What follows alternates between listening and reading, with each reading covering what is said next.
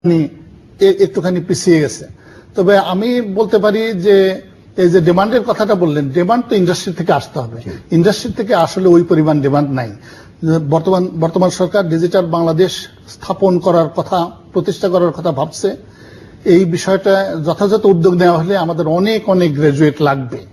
কারণ ডিজিটাল বাংলাদেশ প্রতিষ্ঠা করতে হলে কম্পিউটার বিজ্ঞানে দক্ষ আমাদের লোক দরকার পড়বে, এবং সেটা করার জন্য কিন্তু আমাদের অনেক বেশি গ্রাজুয়েট লাগবে, যদি আমরা এটা মিন করে থাকি যে ডিজিটাল বাংলাদেশ সত্যিকারই আমরা প্রতিষ্ঠা করব। আমি ডক্টর সাজ্জাদ হোসেনের কাছে যে আপনি প্রাইভেট বিশ্ববিদ্যালয়ে আছেন, আপনাদের ইউনিভার্সিটি বা অন্যান্য প্রাইভেট বিশ্ববিদ্যালয়ের ডিমান্ড কেমন এবং আপনারা অ্যাবজর্ব করতে পারেন কিনা?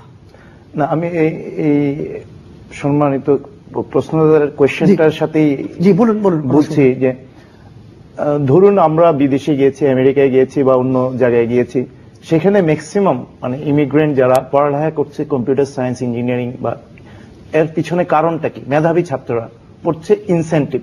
আপনার চাকরিতে গেলে অবশ্যই চাকরি হবে, দেয়ার ইজ এ এক্সপ্লোরিং, এবং কম্পিউটার সায়েন্সকে আপনাদের দেখতে হবে এমন ভাবে this is a problem solving science, মানে এটা প্রবলেম, এটা ক্রিয়েটিভ। এবং সেই কারণে আমাদের দেশের দুর্বল দিকগুলি হচ্ছে অ্যাক্টিভ লার্নিং নেই, প্র্যাকটিক্যাল এডুকেশন নেই, এবং যেই ট্রেন্ডটা আমরা পিছিয়ে যাচ্ছে, আমরা কেন এখন হঠাৎ করে কিছুটা কমে গেল আবার এখন বেশি হচ্ছে, যেটা স্যারের সাথে একমত যে গভর্নমেন্ট বা আমরা এন্টারপ্রেনিয়ররা বা যারা আমরা আসে সবাই যদি মিন করে থাকি যে আমরা ডিজিটাল বাংলাদেশ এবং এই কম্পিউটার সায়েন্সের মাধ্যমে আমি মনে করি দেশের একটা বিশাল পরিবর্তন আনা সম্ভব, যে ইয়াং জেনারেশনকে কাজে লাগিয়ে। তো সেটা যদি আমরা চাই, এই প্রাইভেট ইউনিভার্সিটিতে আমরা কাজ করে যাচ্ছি, কিন্তু গভর্নমেন্টকে অবশ্যই বা এন্টারপ্রেনিয়র যারা আছেন বিজনেসকে তাদের মিন করতে হবে যে আমরা আমাদের দেশের শিক্ষা ব্যবস্থায় যারা প্রোডাক্ট হচ্ছে সেটা নিব। এখানে যেই দুর্বলতাটা আছে, অ্যাক্টিভ লার্নিং এর দুর্বলতা আছে, কোয়ালিফাইড টিচারের দুর্বলতা আছে। শিক্ষক প্রসঙ্গে আমরা পড়ে আছি। ডক্টর সাজ্জাদ, ফোনটা আমি নিই। হ্যালো, জি বলুন। আমি বলছি। জি বলুন। আমি একজন অনার্সের থার্ড ইয়ার স্টুডেন্ট। আচ্ছা, আমাদের সাবজেক্ট হিসেবে আছে কম্পিউটার ইন বিজনেস। জি। তো এর যে সিলেবাস আছে, জি, তাতে আমি একটু বলতে চাই যে এখানে আমাদের কম্পিউটারের মৌলিক ধারণা, জি, তারপরে কোডিং, তারপরে আছে computer architecture, operating system, electronic spreadsheet, programming language. তো এইসব জিনিস অ্যাকচুয়ালি একদম কমার্সের স্টুডেন্ট হিসেবে আমি কিভাবে কাজ করতে পারি? আমাদের তো অ্যাকচুয়ালি যেটা প্র্যাকটিক্যাল কিছু জানা দরকার, কিন্তু প্র্যাকটিক্যাল কোনো বিষয় কিন্তু আমাদের বইয়ে কিছু নাই। জি, ধন্যবাদ। ধন্যবাদ। আমি মূলটা পেয়েছি। আপনার প্রফেসর কাইকুবাদ জাস্ট কমেন্ট করেন। অ্যাকচুয়ালি কমার্সের ছাত্র যদি হয়ে থাকে তাকে বিভিন্ন অ্যাপ্লিকেশন জানাটা লাগবে, সেটাই অনেক বেশি গুরুত্বপূর্ণ কম্পিউটার আর্কিটেকচার কিংবা এই ধরনের সাবজেক্টের তুলনায়। সেটা করবে যারা কম্পিউটার সায়েন্সের গ্রাজুয়েট, তাদেরকে ওইগুলো নিয়ে বেশি ডিল করতে হবে। তো এটা একটু দুর্ভাগ্যজনক, সিলেবাসটা আরেকটু ভালো হতে পারত। জি, ধন্যবাদ। আমি নাইলা চৌধুরীর কাছে যাই। একটা কথা উঠলো একটু আগে যে আমাদের ইন্ডাস্ট্রি সেরকম বিকশিত হয়নি কম্পিউটার সায়েন্স গ্রাজুয়েটদেরকে অ্যাবজর্ব করার মতো। এটা কি আপনি একমত? আসলে কিছুটা একমত। আমি এদিকে আরেকটা জিনিস বলবো এই প্রসঙ্গে, কারণ আমাদের তো চাকরির খাত বাড়াতে হবে ওদেরকে ঢুকতে হলে। কিন্তু আমি যদি ওই টেলিফোনের একটু সুযোগ বলি, ছোট ছোট ডিপ্লোমা কোর্সেস হয়েছে যার জন্য যারা নন আইটি তাদের জন্য সরাসরি যাতে ছোটখাটো ঠিক প্রেসাইজ সেই যে জিনিসটা চাচ্ছে ওইটার উপরই একটা 15 দিনের কোর্স করে সে কাজটা করতে পারে। এখন কিন্তু প্রচুর এরকম কোর্স হচ্ছে।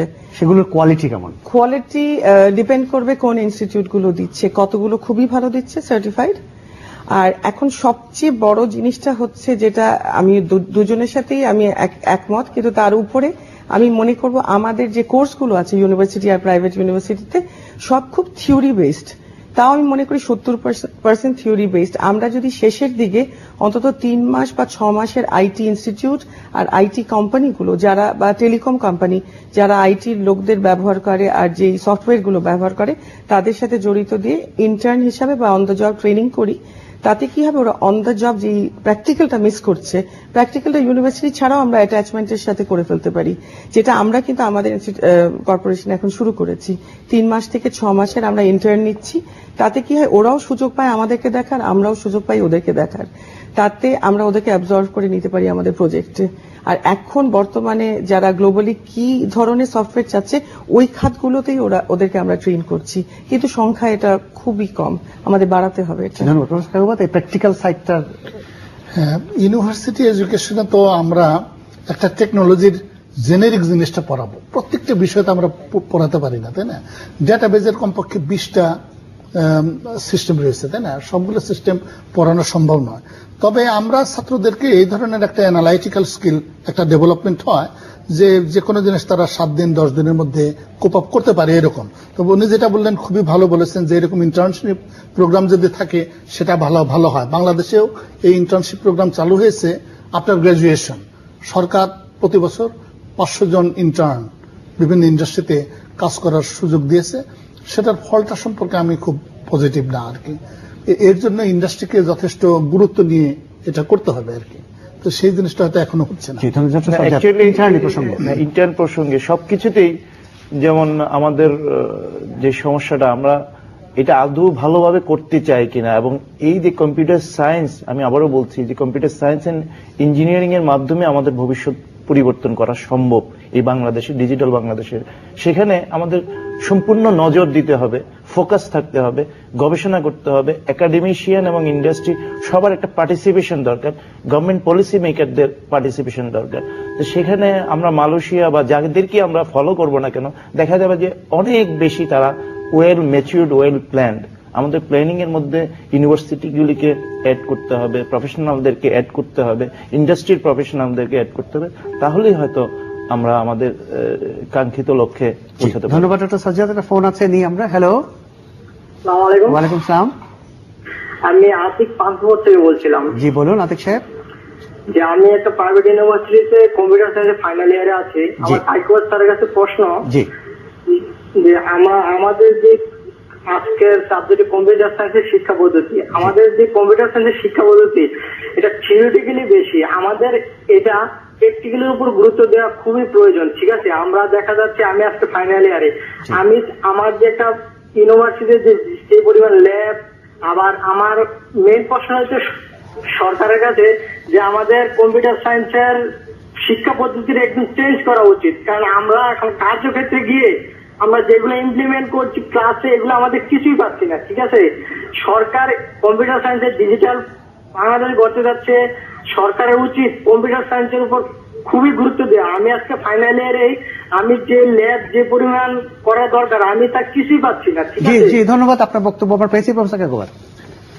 হ্যাঁ, আমাদের ল্যাব ফ্যাসিলিটিজ এর দুর্বলতা আছে, এ বিষয়ে কোনো সন্দেহ নাই। তবে আবার সেই কথা যে ইউনিভার্সিটিতে আমরা কোনো পার্টিকুলার ইন্ডাস্ট্রিতে কি দরকার সেটা পড়ানোর সুযোগ নেই। ওই ইন্ডাস্ট্রিকে কিছুদিনের জন্য ইন্টার্নশিপ ট্রেনিং করিয়ে নিতে হবে, এটাই স্বাভাবিক। এটা শুধু আমাদের দেশের বিশ্ববিদ্যালয়গুলোর জন্য নয়। একদিন প্রফেসর জাফর ইকবাল বলেছিলেন যে আমেরিকাতে সবাই মানে ইন্ডাস্ট্রি থেকে বলতো যে স্ট্যানফোর্ডে কোনো কিছুই পড়ানো হয় না। আসলে কথাটা এটা না যে কিছুদিন ট্রেনিং দিলে নিশ্চয়ই তারা পারবে। তবে আমাদের দুর্বলতা অবশ্যই আছে, আমাদের বহুত অবকাঠামোর অভাব। সরকার এ বিষয়ে সরকারের অবশ্যই নজর দেওয়া উচিত যে আমরা ডিজিটাল বাংলাদেশ করব এবং ইউনিভার্সিটির সিএসসি ডিপার্টমেন্টগুলো ওয়েল স্টাফড হবে না, বহুত অবকাঠামো যথাযথ থাকবে না, ল্যাব ফ্যাসিলিটিস থাকবে না, কিংবা শিক্ষকের পর্যাপ্ত শিক্ষক থাকবে না, তা তো হতে পারে না। সেটাকে আমাদের অবশ্যই প্রফেসর সাজ্জাদ, এই প্র্যাকটিক্যাল বা ইন্টার্নশিপটা যেটা বারবার দর্শকরা প্রশ্ন করছেন, ধরুন আপনার যে বিশ্ববিদ্যালয়ে আপনি নিজে পড়ান সেখানে বা অন্যান্য প্রাইভেট বিশ্ববিদ্যালয়ে বা তার সুযোগ কতটা? আমাদের এই ক্ষেত্রে আমি স্যারের সাথে কিছুটা মানে একটু ইয়ে করব।